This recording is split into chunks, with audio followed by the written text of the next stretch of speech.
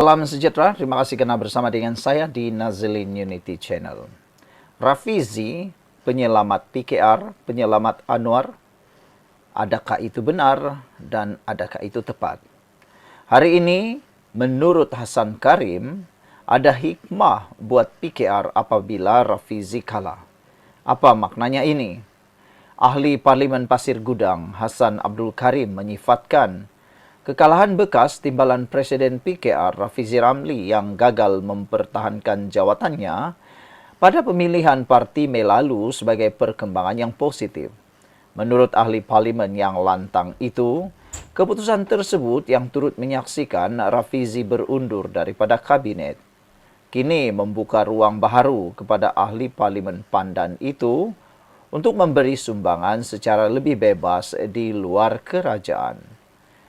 Tuan-tuan dan puan-puan, menurut Hasan Karim lagi, yang mendapat rahmat dari perkembangan tersebut tidak lain dan tidak bukan ialah PKR. Apabila Rafizi terus hidup dan berpolitik dengan aktif untuk menyumbangkan idea-idenya yang segar di dalam parlimen dan di podcast di media sosial, maka ia membantu menghidupkan terus harapan rakyat terhadap PKR, katanya. Pada pemilihan PKR Mei lalu, Nurul Izzah Anwar secara rasmi menang perebutan jawatan timbalan presiden dengan menewaskan Rafizi.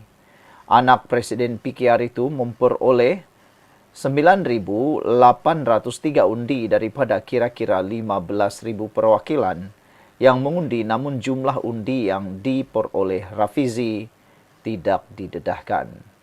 Hasan berkata, dengan wujudnya fenomena baru di luar kerajaan, Rafizi kini masih kekal sebagai seorang anggota PKR yang tetap setia dengan idealisme reformis yang jujur, memihak kepada rakyat jelata dan bukannya golongan elitis kelas berkuasa. Justru katanya bekas Menteri Ekonomi itu dan ahli-ahli parlimen sependirian dengannya berupaya menjanjikan masa depan yang cerah untuk PKR di masa hadapan. Menurut Hasan lagi, rakyat mulai nampak suatu realiti bahawa Kerajaan Madani pimpinan Perdana Menteri Anwar Ibrahim dan PKR yang didukung oleh lebih sejuta anggota adalah dua entiti yang berbeza. Kerajaan Madani mungkin timbul atau mungkin tenggelam dalam pilihan raya umum ke-16 akan datang, katanya. Tetapi dengan perkembangan terbaru PKR dan fenomena Rafizi, maka PKR mungkin akan terkesan sedikit bersifat sementara, tetapi ia boleh cepat bangkit semula dengan lebih kuat meneruskan perjuangannya, katanya lagi. Hasan juga menyorot perbezaan pendapat dan pendirian parti terhadap perjanjian timbal balik tarif yang ditandatangani antara Anwar dan Presiden Amerika Syarikat Donald Trump pada 26 Oktober lalu. Katanya isu itu membabitkan dasar dan kedaulatan negara, menjadikannya titik perbezaan penting antara Perdana Menteri dan beberapa ahli parlimen PKR termasuk Rafizi. Walaupun demikian, Hasan memuji kepimpinan parti, khususnya Anwar yang menurutnya tidak mengambil tindakan tata tertib terhadap anggota yang lantang mengkritik perjanjian tersebut. Setakat ini, tiada tindakan disiplin diambil terhadap ahli PKR yang mengkritik kerajaan. Dalam hal ini, penulis tahbik hormat kepada Anwar, kata beliau lagi. Tuan-tuan dan puan-puan, ramai yang memberikan komen terhadap isu ini. Ada yang memberikan komen, kata mereka, Pak Cik, tolonglah mencontohi Rafiza. Bila bersuara, mesti berpendirian konsisten. Jangan kadangkala tiba-tiba senada dengan perbangkang yang tidak rasional, katanya. Pepel Maus pula kata, kadangkala ketokohan seseorang itu lebih menjadi bila di luar kerajaan berbanding dia di dalam kerajaan. Dalam kerajaan banyak peraturan perlu diikuti dan ada yang mengikat diri dengan kerajaan.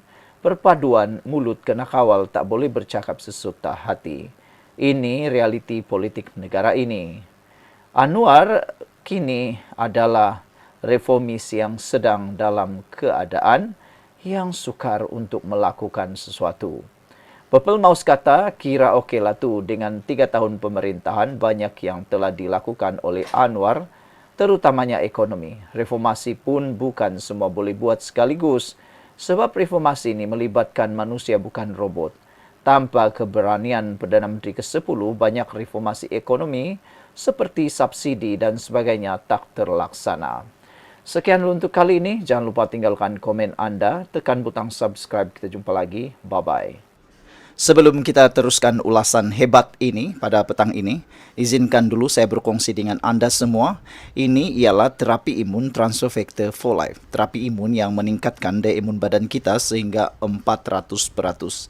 Secara umum dan ringkasnya, apabila imun badan kita lemah, apabila imun kita bodoh, apabila imun badan kita tidak seimbang, kita kena penyakit dan sukar sembuh daripada semua jenis penyakit. Imun badan yang tidak seimbang juga menyebabkan kita kena autoimun. Tuan-tuan dan puan-puan sekalian, apabila imun badan kita jadi kuat, bijaksana dan seimbang, imun badan kita lah yang akan menyembuhkan semua jenis penyakit yang ada di dalam tubuh badan kita. Terapi imun ini mendidik, mengajar, menguatkan dan menyeimbangkan imun badan kita. Sebelum ini, apabila imun badan kita jadi lemah, bodoh dan tidak seimbang, imun badan kita gagal untuk menghapuskan semua akar penyakit yang bertumbuh di dalam tubuh badan kita. Apabila imun badan kita lemah, akar penyakit akan tetap bertumbuh, berakar dan bersarang di dalam tubuh badan kita. Jawapan kepada kesehatan yang optimum ialah peningkatan daya imun badan, penyeimbangan daya imun badan, dan menjadikan imun badan kita bijaksana. Apabila imun badan kita jadi bijaksana, maka kita sehat. Cepat dapatkan produk hebat ini melalui nombor telefon saya yang tertera. Produk ini lulus KKM, halal dan diperakui oleh doktor-doktor di seluruh dunia. Tuan-tuan dan puan-puan, ini mungkin jalan penyelesaian kepada masalah anda yang Tuhan hantar kepada anda semua. Mungkin anda sudah berdoa bertahun-tahun untuk masalah kesehatan anda, dan ini jawaban yang Tuhan hantar untuk anda semua. Jom kita sambung berpolitik lagi. Salam sejahtera, terima kasih kerana bersama dengan saya di Nazilin Unity Channel. Tuan-tuan dan puan-puan sekalian, hari ini hari Sabtu, bahagian kedua kempen PRN 17 Sabah memasuki fasa yang kedua. Di lapangan pelbagai suara, pelbagai komen, pelbagai perkara berlaku. Dan kita sebagai pengulas dan pemerhati politik, kita memerhati di lapangan siapakah yang kini mendahului dan siapakah yang sedang ketinggalan. Jadi tuan-tuan dan puan-puan sekalian, petang ini saya nak kongsikan dengan anda semua siapa yang sedang mendominasi PRN 17 Sabah dan siapa yang kini terbelakang dan sedang ketinggalan. Tuan-tuan dan puan-puan sekalian, ini dia keputusan semasa terkini kempen PRN 17 Sabah. Kalau ini berterusan, maka ini mungkin jadi keputusan yang penuh. Tuan-tuan dan puan-puan sekalian, selepas seminggu berkempen, inilah keputusan pilihan raya PRN 17 Sabah selepas undian di lapangan. Mengikut keputusan di lapangan, kini Warisan sedang mendahului dengan 26 kerusi bakal dimenangi jika inilah yang sedang berlaku dan kekal berlaku dalam lapangan. Jadi, adakah Warisan akan membentuk kerajaan? Tidak. Kalau 26 kerusi saja mereka mampu menang, mereka terpaksa bekerjasama dengan parti yang lain. Siapakah di tangga yang kedua?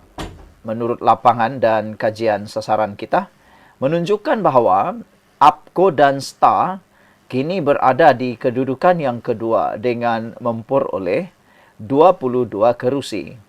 Makna kata, Warisan boleh membentuk kerajaan bersama APCO dan STAR dengan jumlah 46 atau 48 kerusi. Bermakna APCO, STAR dan Warisan boleh membentuk satu kerajaan yang kini benar-benar original Sabahan lokal. Kalau warisan APCO dan STA bergabung selepas pilihan Raya Negeri Sabah, maka bolehlah dikatakan kerajaan yang dibentuk di Sabah adalah kerajaan yang jarang-jarang tidak pernah berlaku sebelum ini, iaitu dikuasai sepenuhnya oleh parti lokal. Di tangga yang ketiga, GRS dijangkakan mendapat 9 kerusi sahaja. Dan kerusi-kerusinya itu adalah kerusi yang hanya dimenangi oleh calon-calon heavyweight. Manakala Barisan Nasional dijangka mendapat 7 kerusi, Pakatan Harapan dijangka dapat 6 kerusi, dan Perikatan Nasional mendapat 2 kerusi. Pas, kosong kerusi pulang membawa telur, tidak membawa kerusi. Perikatan Nasional yang dijangka menang ini adalah kerusi yang ditandingi oleh Parti Bersatu. Tuan-tuan dan puan-puan sekalian, manakala dijangkakan Parti Bebas dengan gelombang hitam akan menang 1 kerusi, iaitu di Tanjung Kapur, yang ditandingi oleh Ahli Parlimen Kudat, iaitu Verdon Bahanda. Tuan-tuan dan puan-puan sekalian, itu adalah jangkaan dalam masa sekarang ini. Warisan 26 kerusi, APCO dan STA 22 kerusi, GRS 9 kerusi, Barisan Nasional 7 kerusi, Pakatan Harapan PH 6 kerusi, Perikatan Nasional 2 kerusi, dan Bebas 1 kerusi. Apa pula perasaan dan pendapat anda semua? Bagaimana pandangan anda semua? Adakah ramalan ini tepat? Adakah jangkaan daripada netizen dan kajian lapangan ini menunjukkan sebaliknya kalau pada pandangan anda? Tapi yang paling bagus, yang paling penting ialah kajian lapangan ini mengesahkan bahawa akan ada kerajaan lokal Sabah sepenuhnya, yang mana tidak akan dikuasai langsung oleh mana-mana parti Malaya. Sebab warisan APCO dan STA boleh bekerjasama tanpa perlu bekerjasama dengan parti-parti Malaya. Sekian untuk kali ini. Jangan lupa tinggalkan komen anda. Bye-bye.